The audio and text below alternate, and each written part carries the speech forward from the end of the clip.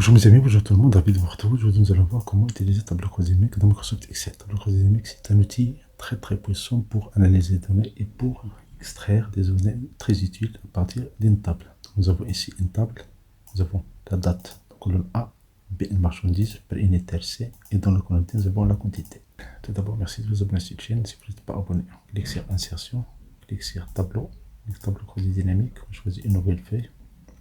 Et voilà, nous avons ici les champs sur lesquels on peut cliquer et mettre les données.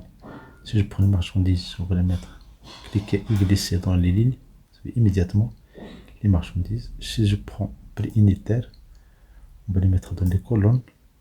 Nous avons immédiatement prix unitaire pour le global. Bien sûr, on peut enlever ça, on peut mettre ici les quantités. Et voilà, nous avons les quantités par marchandises.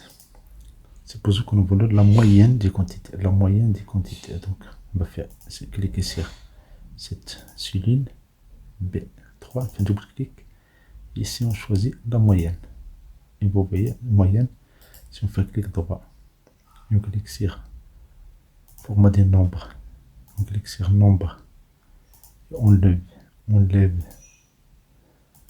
C'est le nombre de chiffres après la virgule. Si je mets OK, j'ai immédiatement le résultat. Ça, c'est pour la somme. Maintenant, supposons que nous voulons la quantité par année. Donc, on prend l'année, on va les mettre dans les colonnes. On enlève tout ça, et on vide la table Croisé-Dynamique. On prend les années, on va les mettre dans les colonnes. On va mettre les lignes, et voilà. Si on fait clic droit, on a dissocié. Nous avons toutes les données ici. On prend les marchandises, on va les mettre dans les colonnes. On prend les quantités, on va les mettre dans les valeurs. Donc vous avez ici le total.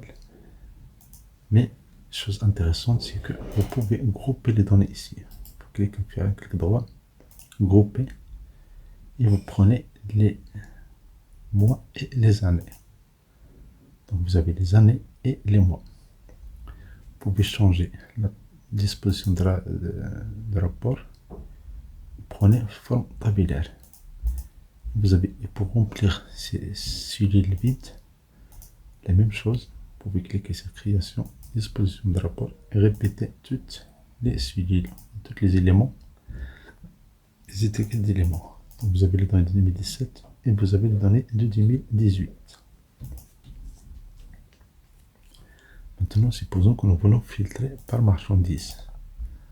Vous voulez filtrer par marchandise, vous cliquez sur Analyse, Afficher, Liste des champs, et vous prenez marchandises, vous pouvez les mettre dans les filtres. Et voilà, par année et par mois. Et vous prenez les années, vous pouvez les mettre dans les colonnes. Donc, en haut, on peut choisir, par exemple, computer. Voilà les données du computer. Si je veux deux éléments, par exemple computer et printer, on ne peut pas choisir deux éléments sans cocher cette option-là. Sélectionner plusieurs et maintenant on peut choisir, cliquer sur tout, puis on enlève tout, puis on valide computer et printer. Et on valide. Donc voici les éléments groupés. Merci pour votre attention, merci de vous abonner, merci d'activer les notifications pour recevoir des vidéos utiles et agréables.